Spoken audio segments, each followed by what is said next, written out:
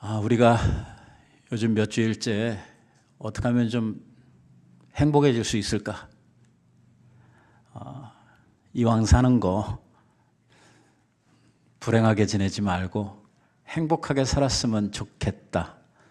그래서 행복해지는 삶의 비결에 대해서 우리들이 하나님의 말씀을 조명하면서 생각을 해보고 있습니다.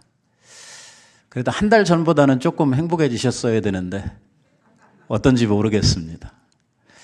우리가 하나씩 이렇게 주제들을 살피고 생각할 때마다 진짜 제가 많은 이야기들을 하는데 그 이야기들을 여러분들이 다 담을 수는 없더라도 그 중에 그저 한마디만, 한 말씀이라도 붙들고 가서 그거를 내 삶에서 변화시키고 한번 그렇게 살아보려고 노력을 해 가노라면 우리들의 삶의 변화가 일어나고 그로 인해서 우리의 삶이 행복한 삶으로 변화해질 줄로 믿습니다. 우리가 행복한 삶의 요인들을 살펴보면 크게 두 가지에 의해서 좌우가 되는데, 하나는 환경적 요인이 있고 하나는 인과관계 때문입니다. 많은 것들이 인과관계 때문에 생겨나는 불행이 많습니다. 여러분, 우리가 잠자는 시간 빼고 눈 뜨고 있으면 반드시 내 앞에 다른 사람들을 대하고 살도록 되어 있습니다. 일단 가정에서는 남편과 아내를, 그리고 자식과 부모를, 직장에 가면 또 거기에서 함께 일해야 되는 직장 동료들을 만나게 됩니다. 사람들이 근데 다 내 마음 같지 않고 사람들이 다 하나 같지 않잖아요. 사람이 어쩌면 그렇게 참 다들 그렇게 다를 수가 있는지. 그리고 한 사람인데도 똑같질 않아요. 오늘 다르고 내일 다릅니다. 이게 너무 힘들어요. 이 사람들을 어떻게 이걸 관리를 해야 되고 어떻게 대해야 되는지 이 대책이 안 쓸 때가 너무나 많습니다. 어제는 이렇게 해서 좋았는데 오늘 그렇게 하니까 사고가 터져요. 문제가 납니다. 이게 진짜 사람 대하는 것처럼 힘든 일이 없습니다. 여러분들이 가끔씩 저한테 목회 힘들지요 하는데, 목회는 설교하기가 힘든 게 아니라 사람들 대하는 게 힘든 것입니다. 목회는 사람들을 관리하는 일이거든요.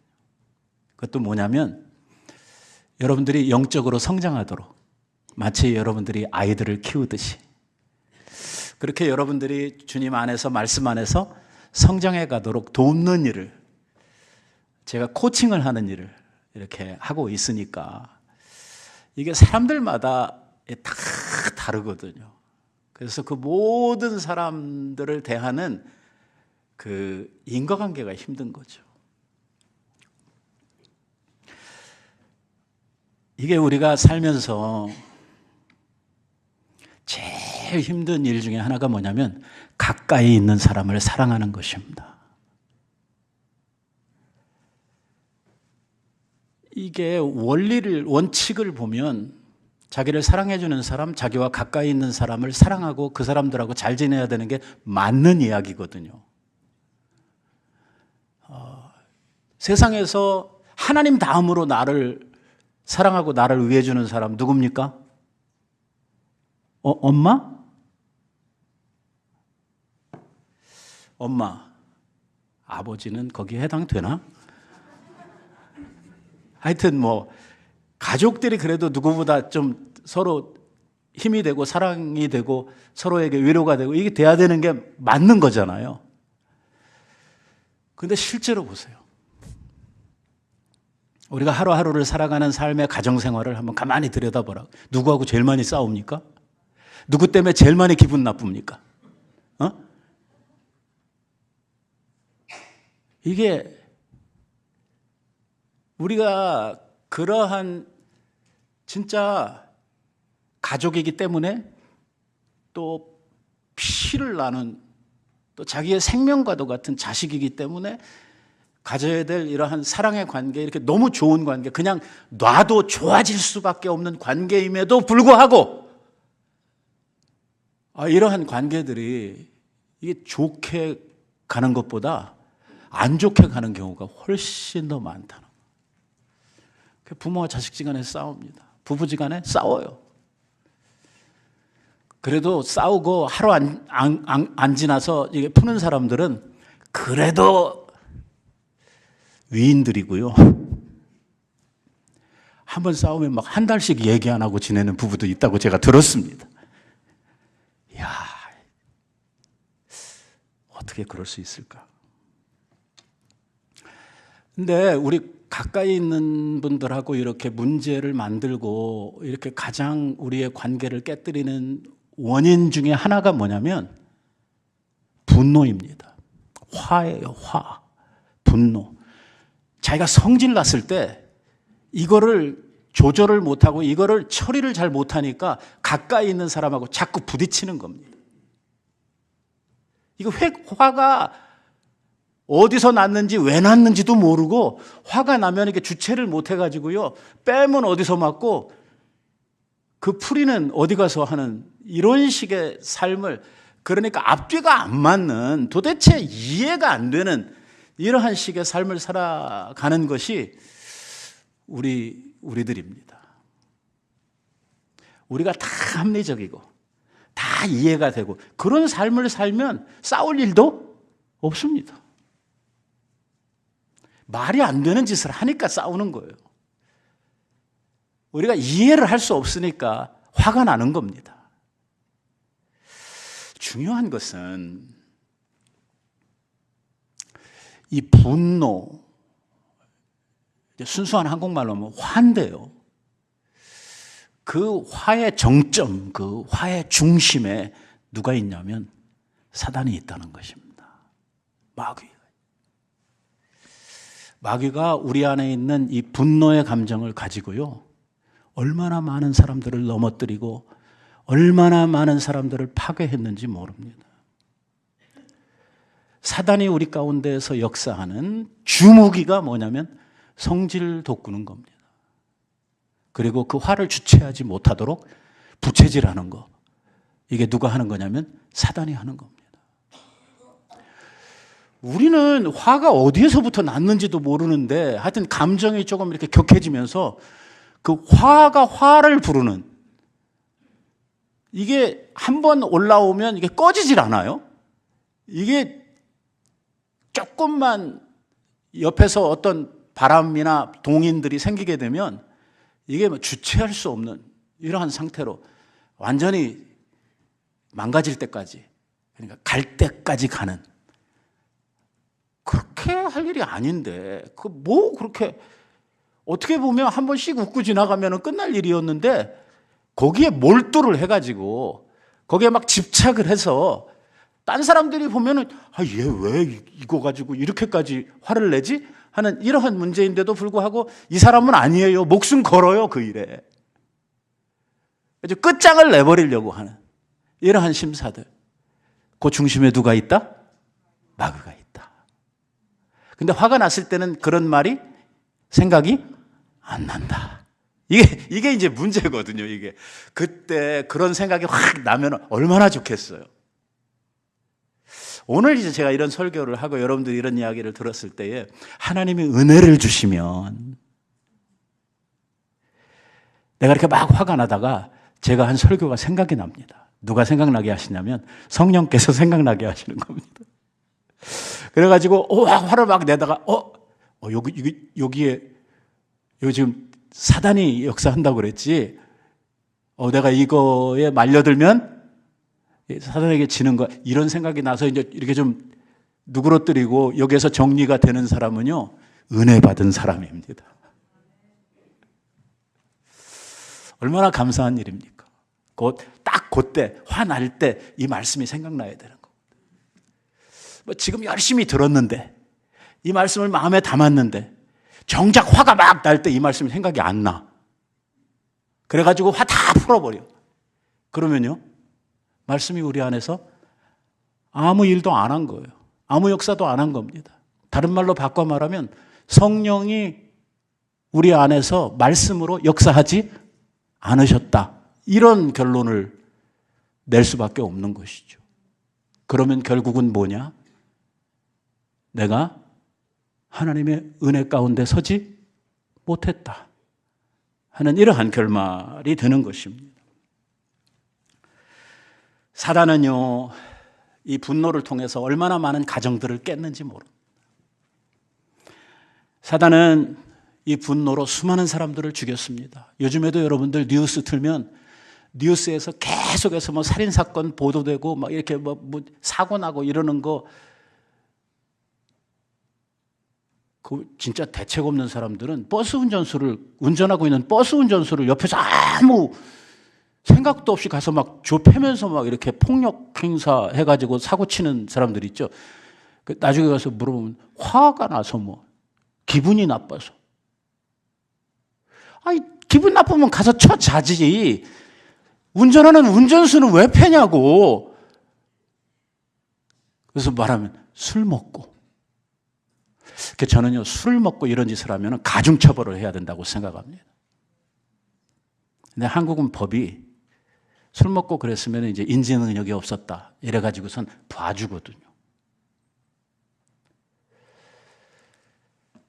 아무튼 중요한 것은 사단은 우리가 가지고 있는 이 분노의 감정, 이 화를 통해서 관계를 깨뜨리고 사람을 죽이고 엄청난 이러한 파괴의 역사를 지금까지 이끌어오고 있는 것입니다.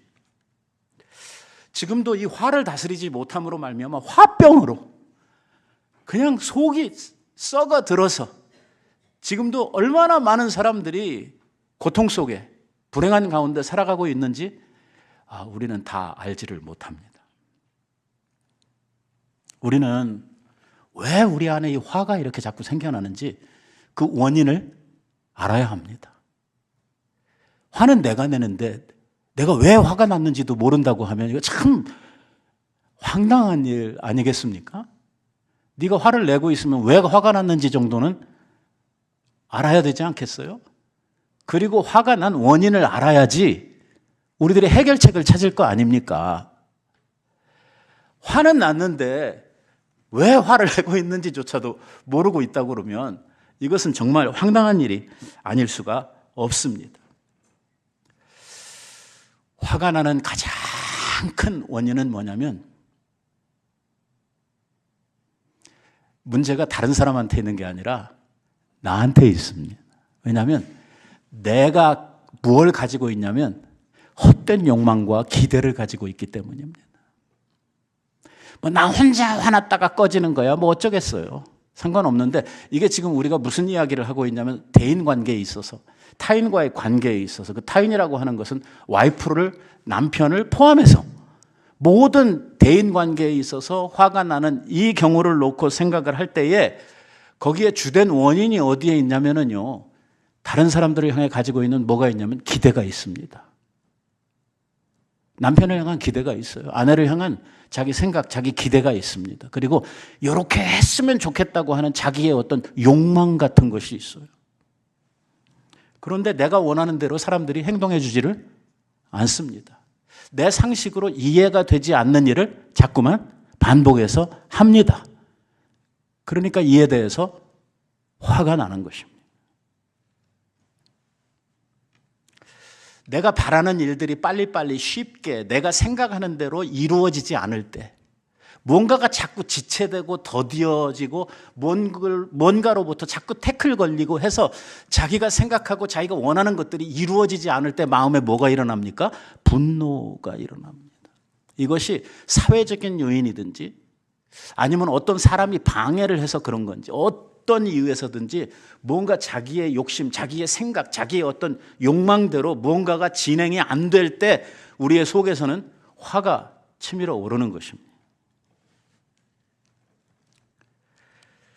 이 분노가 환경이 아니고 사람들 때문에 생겨나는 것이라고 하면 제일 많이 화가 일어나는 곳은 어디냐면 나와 가까이 지내는 사람들 때문입니다.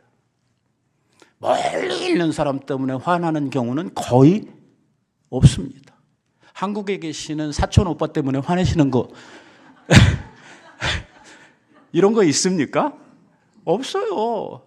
그분이 좀 삶을 나쁘게 살아도 나하고 저희가 없으니까 그분이 뭐 어떻게 하든지 그게 내 삶에 영향을 미치지 않으니까 그 사람 때문에 내가 화날 일은 없어요. 뭐 때문에 화나냐? 눈앞에 있는 것 때문에 화나는 거예요. 이게 내 생각대로 안 움직이거든요. 내가 판단한 대로, 내가 기대한 대로 안 해주거든요. 그러니까 화가 나는 거예요. 그래서 자기와 밀접한 관계에 있는 사람 때문에, 가까이 있는 사람 때문에 화가 많이 나게 되고, 이 말을 뒤집으면 뭐가 되냐면 가까이 있는 사람을 사랑하기가 힘들다 하는 이러한 말이 생겨나도록 되어져 있는 것입니다. 이게 바로 가지고 있는 사랑의 모순이고, 좀 다른 말로 표현하면 사랑의 신비입니다. 가장 사랑해야 될 사람인데 가장 미워할 때가 있습니다.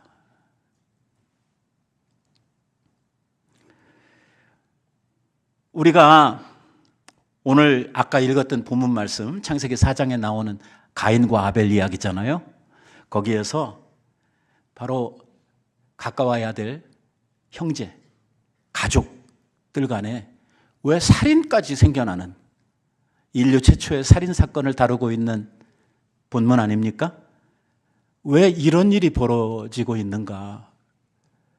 왜 형제들 간에 이렇게 죽여야 할 만큼 자기 분노를 참지 못하는 이러한 상황이 생겨나고 있는가 하는 것을 우리들이 좀 살펴보면서, 우리는 우리 안에 있는 이 분노의 문제, 우리 안에서도 하루에 몇 번씩 올라오는 이 화에 대한 문제를 어떻게 풀어가야 할지 오늘 이 말씀을 통해서 여러분들이 반드시 답을 찾아가지고 가시기 바랍니다. 네.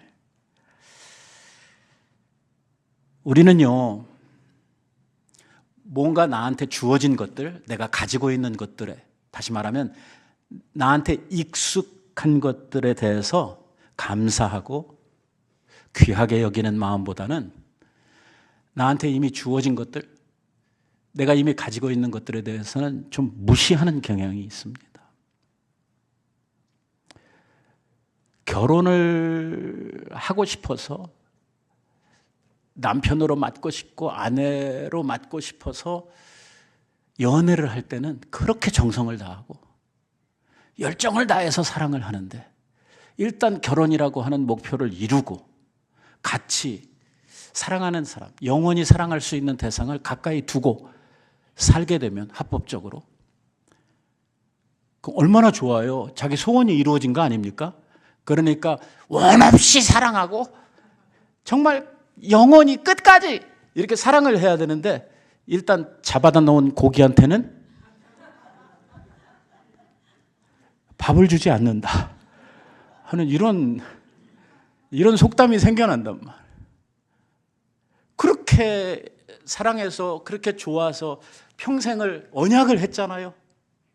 약속을 하고 평생 사랑하겠다고, 밥풀이 될 때까지 뭐 어떤 상황에서도 사랑하겠다고 이렇게 해놓고 결혼을 해놓고 일단 가까이 있고 서로 같이 지내게 되면 그렇게 사랑해야 되는데, 그렇게 사랑을 하는 것이 아니라 주어진 것들, 이미 자기가 익숙한 것들에 대해서 감사할 줄을 모르고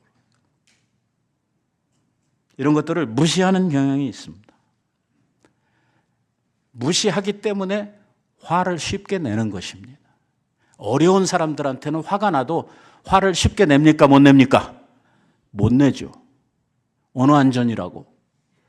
여러분, 아무리 기분 나쁜 상사가 있어도 직장에 가서 기분 나쁜 일을 당했어도 자기 상사한테 자기 마음대로 화 빡빡 내고 이렇게 합니까? 못 합니다. 딱 한 번 그렇게 할 수 있습니다. 언제? 직장을 그만두기로 작심을 했을 때, 그때 한 번 할 수 있어요. 아무 때나 화 못 냅니다. 왜? 위력이 지금 위에 이게 작용을 하고 있거든요. 그런데 우리 가까이 있는 사람들한테 너무 쉽게 짜증을 내고 너무 쉽게 화를 내고 이렇게 돼요. 왜? 그 본질을 살펴보면 귀하게 여겨야 되거든요. 하나밖에 없는 내 편이고, 나를 세상에서 가장 사랑해주는, 정말 나한테 큰 사고가 생겨나거나 나한테 어떤 문제가 생겼을 때에 목숨을 내놓고 나를 사랑해주고 나를 위해줄 사람이 바로 그런 사람들인데, 그런 귀한 사람들을 귀하게 여기는 것이 아니라 함께 하고 있다고 하는 그 익숙함이 그 상대를 무시하게 만드는 이러한 경향이 우리들에게 있다는 것입니다. 그 사람의 가치를 제대로 인정하지를 않다 보니까 이게 사랑해야 될 관계가 사랑이 아니라 미움으로 바뀌어지는 이러한 일들이 많이 생겨난다는 것입니다. 사실 가인과 아벨이 이게 한 뱃속에서 나온 한 형제거든요. 미워해야 될 대상입니까? 사랑해야 될 대상입니까? 당연히 사랑해야 될 대상이죠. 그런데 가인은요, 몸서리치도록 아벨을 미워했거든요. 사랑해야 될 동생을 사랑하는 것이 아니라 미워하고, 그 미움의 끝은 뭐였냐면 살인이라고 하는 이러한 엄청난 범죄로 이어지게 되었죠. 그 이유가 뭡니까? 가인은 왜 동생을 그렇게 미워하게 되었습니까? 오늘 성경 말씀에 아까 뭐라고 이야기를 하고 있습니까? 여호와께서 아벨과 그의 제물은 연락하셨으나 가인과 그의 제물은 연락하지 아니하신지라. 가인이 심히 분하여 얼굴색이 변하더니, 어떻게 변했어요? 화가 나면 어떻게 됩니까? 얼굴이 달라지죠. 안색이 변합니다. 어떤 사람은 뻘개지기도 하고 어떤 사람은 인상이 박서지기도 하고 안색이 변하죠. 그러니까 하나님께서 가인에게 물으십니다. 여호와께서 가인에게 이르시되, 도대체 너는 왜 성질이 나가, 왜 네가 분냄은 무슨 일이냐, 어찌미냐, 왜 네가 성질을 내느냐, 이렇게 이야기를 하고 있어요. 여호와께서 가인에게 이르시되, 내가 분하여 함은 어찌미며 네 안색이, 얼굴이 변하는 것은 어찌미냐 물어보시고 나서 하나님이 답을 하셔요. 자기가 묻고 자기가 대답을 하십니다. 뭐라고 말씀하시냐면, 네가 잘했으면, 네가 선을 행하였다면 네가 어떻게 낯을 들지 못하겠느냐. 선을 행하지 아니하면 죄가 문 앞에 엎드려져 있느니라. 제가 시간 없어서 이거 설명 안 할게요. 이게 어떤 표현이냐면요, 원어를 살펴보면은 그 맹수가 먹이를 기다리고, 여러분 그 동물의 왕국 보셨죠? 그 뭐 표범이나 이런 것들이 가만히 있다가 잡는 거 아니죠? 어떻게 합니까? 목표물을 딱 정해놓고 웅크리고 조용히 가만히 이렇게 기다리고 있다가 사정거리 안에 딱 들어오면 어떡하죠? 사정없이 가서 낚아채는 저 표현이에요.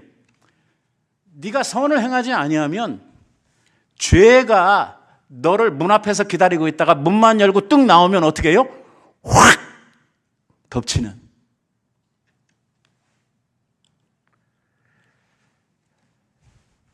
이런 일을 하나님께서 가인에게 책망하시면서 말씀을 하십니다. 여기에서도 우리한테 제일 우리의 이목을 끄는 데가 어디냐면, 네가 분하여 하면 어찌미냐. 네가 왜 성질을 내느냐. 하나님의 판단으로 보면 얘가 성질을 낼 일이 아니라는 거죠. 네가 왜 이 일 때문에 성질을 내느냐. 뭐 때문에? 바로 그 전절에 뭐라고 그랬냐면, 아벨의 제사는 하나님께서 받으시고 가인의 제사는 안 받았어요. 뭐가 문제예요?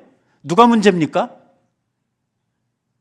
제사를 안 받는 데 있어서 하나님이 제사를 안 받으셨는데, 그게 아벨이 하나님한테, 하나님 우리 형 가인의 제사는 받지 말아주세요 이렇게 부탁했습니까? 아니잖아요. 그러니까 누가 안 받았어요? 하나님이 그냥 안 받으셨어요. 왜 안 받으셨어요? 하나님 나름대로 이유가 있어서 안 받으셨어요. 아벨은 보니까 하나님이 받으실 만한 그 합당한 이유가 있었고, 가인은 하나님이 받으실 수 없는, 받기 싫은 이유가 있었단 말이에요. 그래서 안 받았어요. 누구 문제예요? 본인 문제예요. 가인 문제입니다.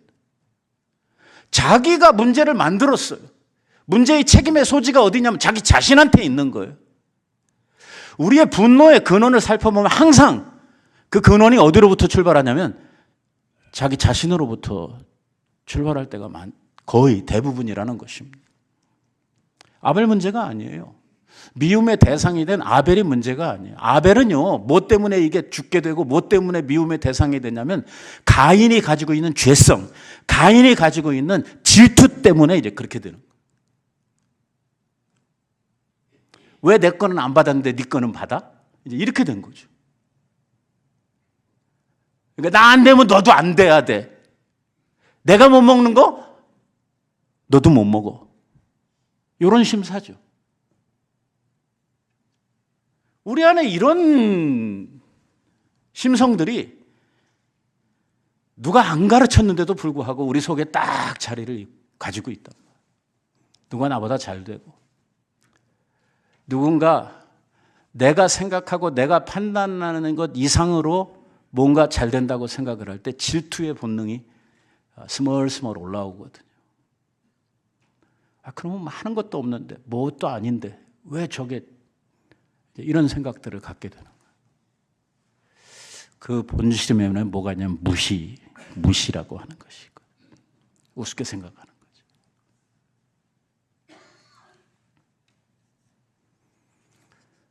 좀 좋게 생각하면 가인의 마음에 뭐가 있냐면 상처가 있는 거죠. 왜? 하나님이 자기 제사를 안 받으셨거든. 비교되잖아요. 왜 동생 건 받으시고 내 건 안 받으시나? 내가 형인데 하나님 안 받으시면 내가 뭐가 되냐? 마음에 상처가 있는 거예요. 그 상처의 원인도 누구한테 있어요? 자기 자신에게 있어요. 그러면 하나님께서 받으실 만한 예배, 받으실 만한 제사를 위해서 뭔가 자기 자신을 변화시키고 자신의 예배를 개혁해야 될 필요가 있었던 거죠. 우리가 합리적으로 삼자 입장에서 생각하면 당연히 그런 것 아니겠습니까? 그 원인을 네가 없어지면 아벨이 없어지면 하나님이 가인의 제사를 받으십니까? 그거 아니잖아요. 그러니까 문제의 원인이 자기에게 있다고 하는 것을 알고 자기 스스로가 이거를 개혁해야 될 생각을 해야 되는데 그게 아니고 자기 자신은 아무 문제 없어요. 뭐가 문제야? 저놈 때문에 내 눈앞에 보이는 저 동생놈 때문에 내가 이런 불이익을 당한다 이렇게 가는 거예요. 해석이 잘못됐죠. 동생 아벨이 하나님 앞에 인정을 받고 그의 제사가 연락되는 것, 사랑받는 것 이거를 견딜 수가 없었어요. 질투심이죠. 질투심. 질투심은 분노로 바뀌게 되었습니다. 결국 그 분노는 살인으로 열매를 맺게 되는 것이죠. 그래서 우리는 질투라고 하는 비슷한 말로 투기라고 하는 말을 씁니다. 투기는 사람을 잡는 아주 무서운 것입니다. 그래서 우리나라 옛날 분들이 여자분들 그 칠거지약 중에 하나가 이 투기라고 가르쳤거든요.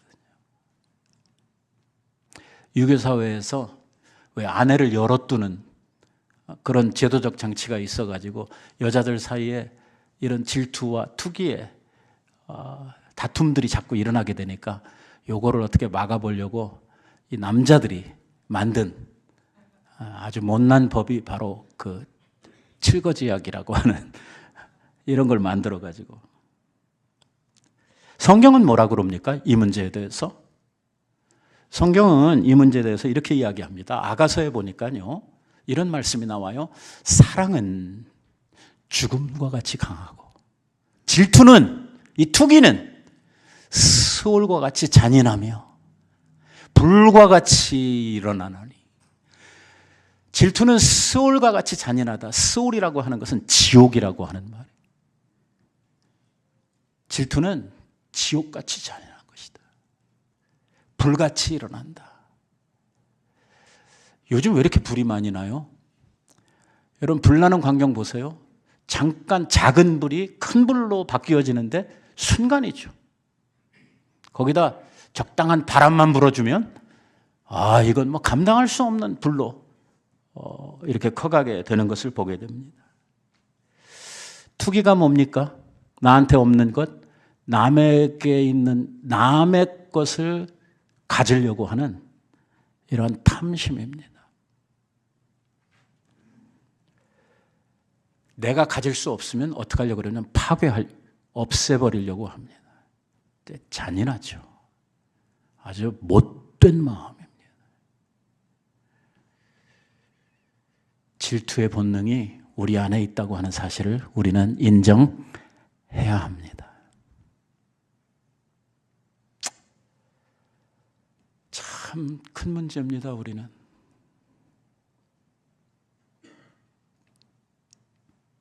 그 잘못된 욕망, 이 투기하는 마음, 질투하는 마음, 이것 때문에 관계들이 얼마나 많이 오늘도 깨지고 있는지 몰라요. 가까이 있는 사람들과의 관계에서 이 질투 때문에 생겨나는 이러한 고통은 이루 말할 수가 없습니다. 제가 이렇게 제너럴하게 이야기를 하니까 내 마음에 이렇게 콱콱 닿지를 않죠. 질투는요, 어디에서 발생을 하냐면 비교의식과 경쟁의식에서 발생을 합니다. 그래서 제가 설교할 때마다 강조하는 것이 뭐냐면 교회에서 다른 성도들하고 자꾸 키재기하지 말라는, 비교하지 말라는 것입니다. 그 사람은 그 사람, 나는 나. 나는 손, 저 사람은 발. 나는 눈, 저 사람은 귀. 이렇게 생각을 해야지 이걸 플랫 베이스에다 누가 나은가 이거 하기 시작하면 교회는 끝장나는 것입니다. 여기에 뭐가 나오냐면 질투가 나오는 거예요. 이게 교회는 직분이라는 게 있거든요. 이 교회가 사람들마다 이름을 하나님의 손, 하나님의 발 이런 식으로 붙여주면 참 좋겠는데 그냥 집사님 그러면 다 집사야. 뭐 성만 달라지지 뭐 다 집사라고 부르니까 이것도 이거 저것도 저거 같은 그런 느낌이 그냥 별로 이렇게 차이가 없어지는 평등 관계가 되는 것 같은 느낌이 들거든요. 근데 자기가 생각하기에는 내가 아무리 봐도 저 사람보다는 나은 것 같아.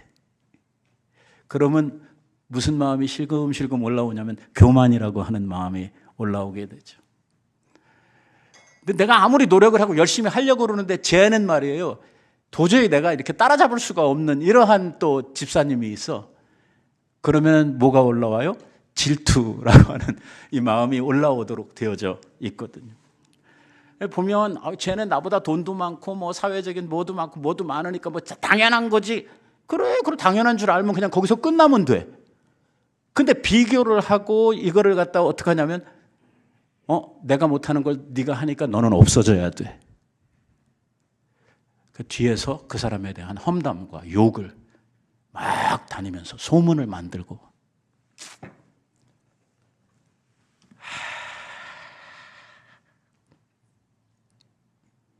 그래서 하나님은요, 하나님의 교회에 우리들을 뭐라고 말씀하시냐면 우리는 비교당하고 또 경쟁해야 되는 상대가 아니라 우리는 적군이 아니다 그 말이에요.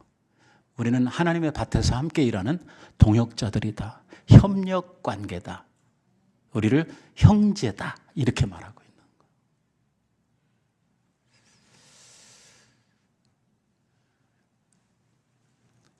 우리 안에 이런 비교의식이나 경쟁의식이 사로잡고 있으면요, 반드시 질투라고 하는 감정이 올라올 수밖에 없도록 되어져 있는 것입니다. 우리가 형제의식을 가지고 살아야 되는데 하나님께서 한 피를 가지고 예수 그리스도의 피로 우리들을 한 가족으로 부르셨잖아요. 그래서 교회에서는 일부러 우리들이 다른 사람들을 부를 때 형제님, 자매님 이렇게 부르지 않습니까? 그냥 듣기 좋으라고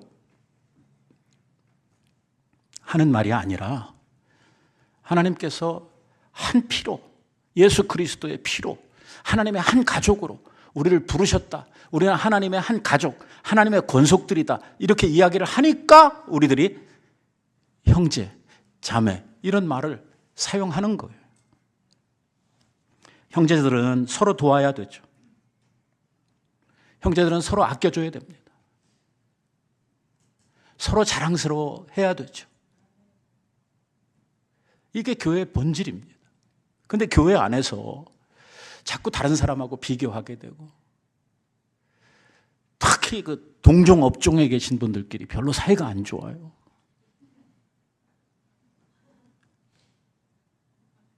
조심해야 됩니다. 남이 나보다 더 잘 될 때 박수 쳐줘야 돼요. 인정해주고.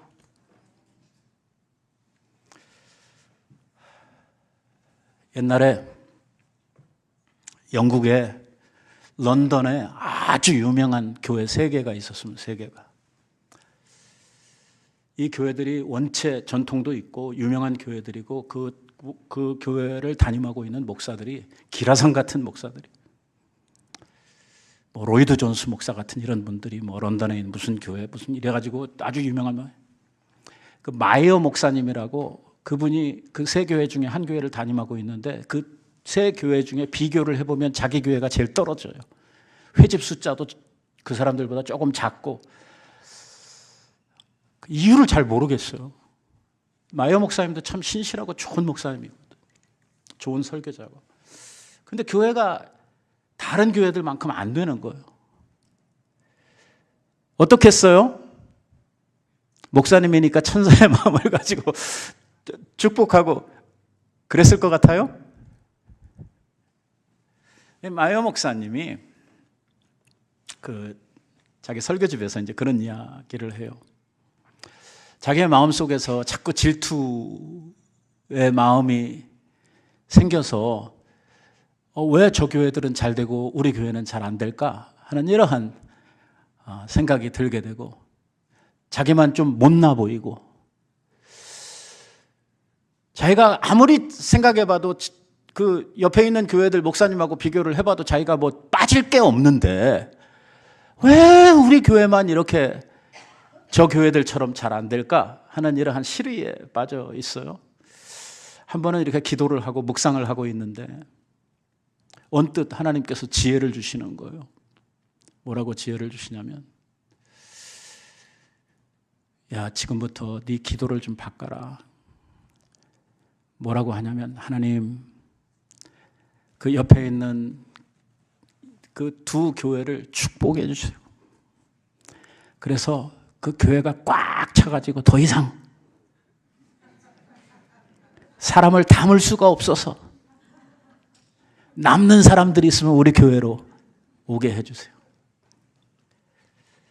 이렇게 이제 기도를 해야 되겠다라는 생각이 기도하는 중에 들더라는 거예요. 그래서 목사님이 기도를 바꿨대요. 그날부터 이제 자기 교회 잘 되게 해달라는 기도보다 옆 교회 잘 되게 해달라고 하는 기도가 더 강력하게 하나님 앞에 드려지게 되고, 남는 교인들은 우리 교회로 보내달라. 결과적으로요, 이 3교회가 런던을 대표하는 교회로, 그리고 이 마이어 목사님 교회가 이 2 교회보다 출석이 더 올라가는 이러한 결과를 맞이했다는 거죠. 중요한 것은 이것입니다. 우리 안에 있는 이러한 분노? 이 분노가요, 지금까지 우리가 살펴보고 제가 이야기했던 내용을 그것만 가지고 생각을 하면 나쁜 걸로, 절대 그런 거는 우리가 마음속에 가지고 있으면 안 되는 것처럼 이렇게 생각이 들지만, 분노 자체가 문제가 되는 것은 아닙니다. 무슨 말이냐면, 분노는 하나님이 주신 감정입니다. 분노는 나쁘지도 않고 좋지도 않습니다. 그 자체는. 뭐하고 비슷하냐면 돈하고 똑같습니다. 돈 자체가 나쁩니까? 돈 자체가 선입니까? 악입니까? 아무것도 아니에요. 돈은 돈이에요. 뭐가 문제예요? 돈을 쓰는 사람들의 마음이 문제예요. 돈을 어떻게 쓰느냐에 따라서 돈은 선으로 역사될 수도 있고 악으로 역사가 될 수도 있는 것처럼, 사람도 역시 마찬가지. 나오는 이 분노, 우리 안에 있는 이 분노라고 하는 감정, 이 감정을 어떻게 사용하느냐 하는 것이 결국은 우리의 삶을 만들어 간단 말이에요. 그러니까 이 말은 무슨 소리냐면 이 분노를 어떻게 다스리느냐, 어떻게 관리하느냐가 문제다 그 말이에요. 왜? 어떤 상황에서 분노가 올라오는 건 내가 일부러 내가 화를 내야지 해가지고 여러분 화내시는 분이 있어요? 화가 어떻게 납니까? 가만히 있는데 나요. 그냥 내가 잘못한 것이 굳이 있다고 하면 눈 뜨고 있었던 거. 그냥 눈에 들어오니까 그리고 본 거밖에 없는데 속에서 이게 올라오거든요. 화라고 하는 게 올라온다. 이러한 감정이거든. 하나님이 뭘 이렇게 보면 뭘 이렇게 환경이나 어떤 뭘 이렇게 말을 듣거나 공격을 받고 뭔가 이렇게 하면 우리 속에서 반응하도록 만들어 놓은 감정이거든요. 근데 이거를 어떻게 이제 우리들이 관리하느냐, 이에 따라서 가인처럼 될 수도 있고 성경에 나오는 전혀 다른 사람 이야기가 있어요. 완전히 다른 쪽으로 이 분노를 활용할 수 있는 사람이 있습니다. 이 분노는요, 그냥 없어야 된다. 아예 화를 안 내야 된다. 죽지 않은 다음에 어떻게 화가 안 납니까? 사람인데. 살다 보면 당연히 화도 나는 것이죠. 이 감정을 잘 활용해야 되죠. 다시 말하면 이게 생겨났을 때 그 원인이 무엇인지를 알고 오늘 이것이 부정적으로 나쁜 쪽으로 가지 않도록 도리어 이것이 긍정적인 요소로 이것이 나를 변화시키고 어떤 다른 사람들과의 관계를 더 좋게 아름답게 만들어갈 수 있는 이러한 쪽으로 우리들이 이거를 잘 가져가야 된다라고 하는 말이죠. 우리는요, 이 분노를 부르는 이 양쪽으로 부정적인 면과 긍정적인 면의 분노를 부르는 말이 좀 다릅니다. 오늘 부정적인 분노를 화라고 부릅니다. 긍정적인 분노는 뭐라고 부르냐면 의분이라고 부릅니다. 의분. 분노에는 양면이 있습니다. 같은 감정인데도 불구하고 이거를 어떻게 이해를 하고 어떻게 쓰느냐에 따라서 다릅니다. 마르틴 루터가 하나님을 섬기는 성직자로서 당시의 교회를 바라볼 때에 뭐가 생겼습니까? 의분이 생겼습니다. 하나님 앞에 우리가 이러면 안 된다. 화가 나. 교회를 바라볼 때 그 견딜 수 없는 이 올라왔어요. 그게 없었으면 종교개혁도 없었어요. 이 거룩한 분노라고 하는 것이 있어요. 우리가 우리의 그 분노를 어떻게 쓰느냐에 따라서 아주 좋은 쪽으로 사용을 받을 수도 있고 나쁜 쪽으로 갈 수도 있다 그 말이에요. 이 양면적인 감정이 있는 분노는요, 결국 문제의 본질은 어디에 있냐면 부정적인 분노는 이기심으로부터 옵니다. 뭐예요? 이 화가 누구를 위한 화냐면 자기 자신을 위한 화입니다. 내 감정을 풀기 위한, 나를 위한 화를 낼 때는 이게 부정적입니다. 충동적이에요. 그래서 이런 화는 우리가 뭐라고 부르냐면 짜증, 썩냄 이렇게 부릅니다. 그러나 의분은요, 충동적이지 않습니다. 갑자기 화가 나고 이런 거 아니에요. 이 의분은요, 자기 자신의 감정을 철저히 다스리고 뭔가 목적을 가지고 사용하려고 할 때에 의분이 됩니다. 예수님께서도 화내셨습니다. 화냈습니까? 안 냈습니까? 예수님. 화내셨습니다. 여러분, 6월절 지키시러 성전에 올라갔을 때 성전이 완전 그 장사치들의 운동장처럼 변해버린 것을 보시고 예수님이 화가 났습니까? 안 났습니까? 화가 났습니다. 의분을 내셨다고 그랬습니다. 의분을 내셨어요. 그리고 막 그 장사하는 사람 다 동전 바꾸는 사람들 막 다 채찍을 만들어서 쫓아내시고 그렇게 사랑이 많으신 분이 그 좀 봐주면 어때서? 아니에요. 그럴 수 없어요. 거룩한 분노가 예수님의 마음속에 차고 올랐다. 그래서 누구보다도 무섭게 하나님의 집을 강도의 집으로 만들고 있는 이러한 사람들을 향해서 우리 예수님께서 개혁을 했던 이러한 모습을 찾아볼 수가 있지 않습니까? 의분은요, 신앙적이고 도덕적입니다. 그리고 나를 위한 것이 아니라 이타적입니다. 하나님을 위하거나 다른 사람들을 위해서 화가 나는 것입니다. 나를 위해서 화내는 거 아니고 내 기분, 내 목적, 내 어떤 그 이익을 위해서 화를 내고 있다 그러면 그건 나쁜 화를 내가 내고 있는 것입니다.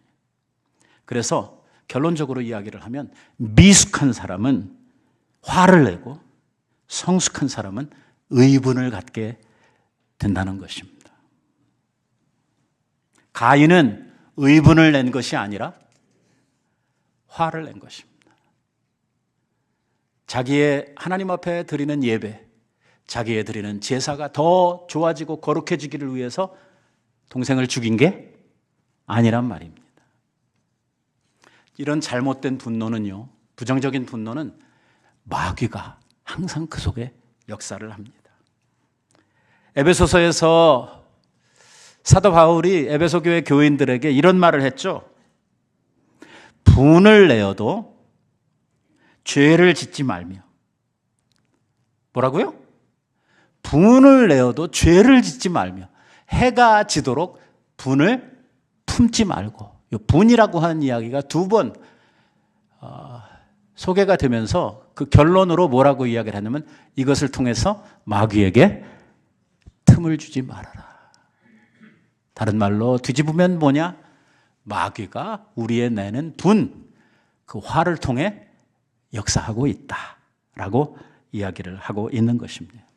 자, 분노를 어떻게 이겨야 됩니까? 화가 나면은요, 일단 스탑. 막 갈 때까지 가지 말고 내가 벌써 화가 좀 났다, 내 기분이 안 좋다 하면은 더 이상 앞으로 가기 전에 어떻게 해요? 스탑. 일단 세워요. 그리고 왜 화가 났는지를 생각해야 되죠. 파악을 해야 됩니다. 화 자체를 풀어내는 것보다 무엇 때문에 화가 났는지를 파악하는 일이 더 중요합니다. 왜냐하면 원인이 없어져야 화는 내려가도록 되어 있거든요. 원인이 사라지지 않으면 화는 어떻게 해요? 계속해서 우리 안에서 유지될 것이기 때문에 그렇습니다. 엄마들이 애를 키울 때 보면 애가 막 울어요. 그럼 엄마들은 어떻게 합니까?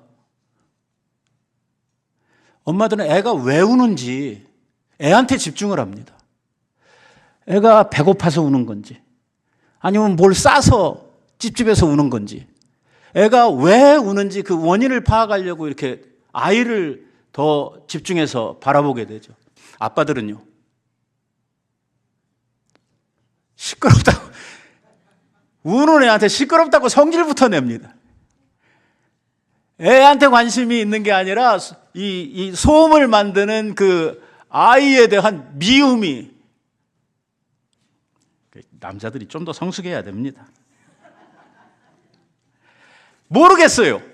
잠깐 세우고 생각을 하는데도 이게 뭐가 지금 화가 나게 됐는지 모르겠어. 내가 왜 성질 났는지를. 뭐 해야 돼요? 기도해야 돼요. 왜? 하나님께 물어야 돼요.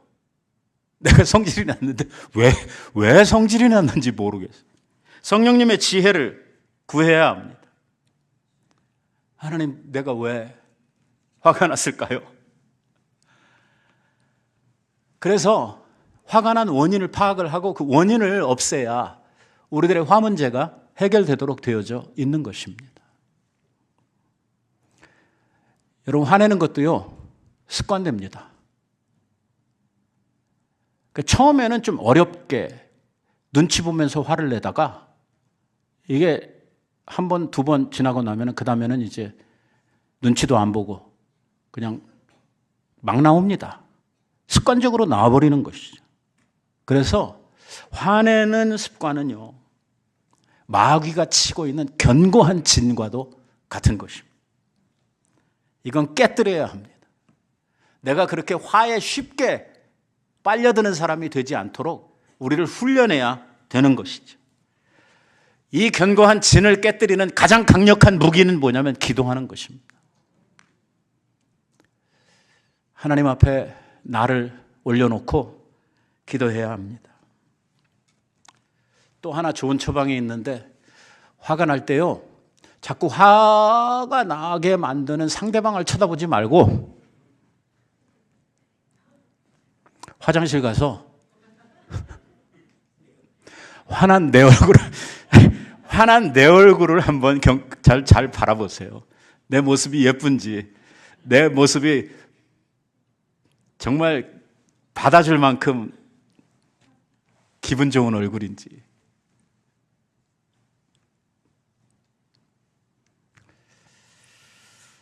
여러분, 화내는 거 백해무익입니다. 백해무익. 내 마음 다치고 상대방한테 정말 너무 어려운 이러한 상처들을 주고 하는 일이 화내는 일입니다. 그리고 한번 화를 내고 나면은요, 그걸 다시 쓸어 담는 일이 너무 힘듭니다. 차라리 화를 안 내는 게 낫지. 화내고 나서 화난 거 그 다음에 해결하려고 다니는 거 10배, 20배 힘든 것입니다. 명심하십시오. 내 성질 난다고 그래서 있는 대로 성질 내면 안 됩니다. 참아야 됩니다. 그래서 성령의 열매 가운데 뭐가 있냐면 오래 참음이라고 하는 것이 있는 것입니다.